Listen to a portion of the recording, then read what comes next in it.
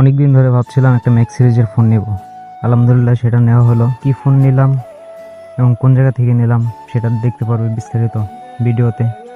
তো ততক্ষণ পর্যন্ত ভিডিওটা দেখো, আর চ্যানেলে যদি নতুন হয়ে থাকো তাহলে সাবস্ক্রাইব করে দিও।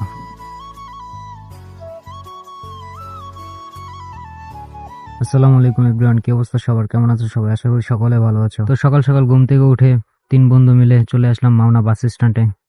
আমাদের যাত্রাটা এখান থেকেই শুরু, কারণ আজকে আমরা যাব যমুনা ফিউচার পার্ক। অনেকদিন ধরে বন্ধু ভাবছিল যে ফোন নেবে, সময়ের কারণে সেটা নেওয়া হচ্ছিল না, আর ঈদের ছুটির কারণে সব সব বন্ধ ছিল, যার কারণে আজকে খোলা, তাই আমরা আজকে রওনা দিয়ে দিলাম। দেখতে থাকো তোমরা, সাথে থাকো আমাদের। দেখা হচ্ছে যমুনাতে গিয়ে। তো দেখতে দেখতে চলে আসলাম আমরা যমুনাতে। মাত্র বাস থেকে নেমে আমরা হেঁটে হেঁটে যাচ্ছি, আর সাথে আমার 2 ফ্রেন্ড, উপর দিয়ে আবার প্লেনও যাচ্ছে। তো এদিকে বন্ধু আমার খুব এক্সাইটমেন্ট, খুব খুশি, যেহেতু মোবাইল কিনবে, স্বপ্নের ফোন, প্রত্যেকটা ছেলের স্বপ্ন একটা আইফোন, এমনকি তারও সেই ইচ্ছাতে আসা। আর রোদের তাপমাত্রাও অনেক, প্রচুর পরিমাণ রোদ উঠছে, আর তাছাড়া 2 ঘন্টা প্রায় জার্নি আমাদের, শরীরটাও খুব ক্লান্ত। তাই বেশি দেরি না করে চলে যাবো এখন ভিতরের দিকে।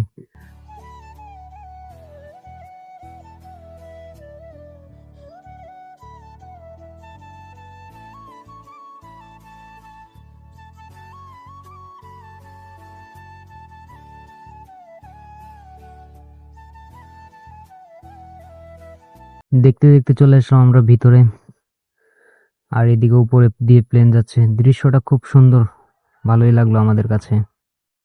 তো ভিতরের দিকে এসে দেখতে পারলাম ভালোই লোকজন আছে। কিছু মানুষ আছে প্রবাসী, যারা প্রবাসে যাবে, তারা ফিঙ্গার দিতে আসছে, কিছু শপিং করার জন্য আসছে। যাই হোক, প্রবাসীদের জন্য দোয়া রইলো, তারা যেন সুস্থ সবলভাবে যেতে পারে, এটাই। আর এদিকে আমরা ভিতরের দিকে চলে আসলাম। তো ভিতরে ঢুকতে এরকম পরিবেশটা খুব ভালো লাগলো, চারোদিকে লাইটিং করা। যাই হোক, সেদিকে না দেখে আমরা আমাদের শপটা খুঁজে বের করি।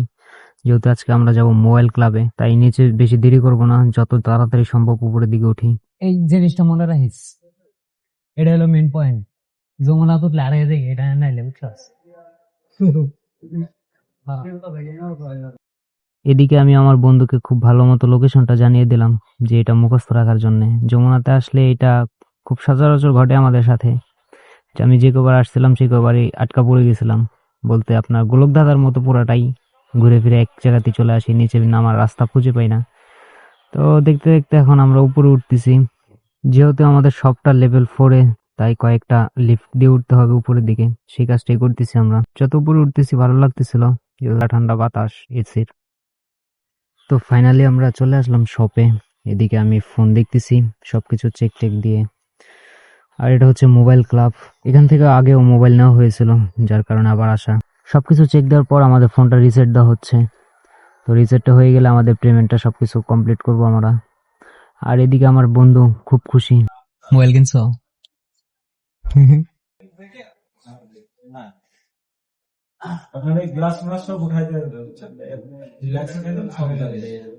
ভাই তিন সাইকেল কামার লেগে ভাই এই যে এইখানে এইখানে ভিডিও দেয় একটা ভিডিওতে তো 5টা ও দেখালো কাস্টমার সার্ভিসে কাস্টমার আগে যাবে আর অনেকদিন পরে আইছে না আমার মাথাতে কিছু নাই কিসের সবসময় তাই আমার তো যেমন লাগে একটা কম মে কিপ মি পেস্ট টেস্ট লাগাই দিছি। প্লট কিন্তু আমারটা বড় হইছে বুঝছেন আমার এটাও বড় হইছে আমি আগাম হ্যাঁ যে আমি মোবাইল কিনছি মামা।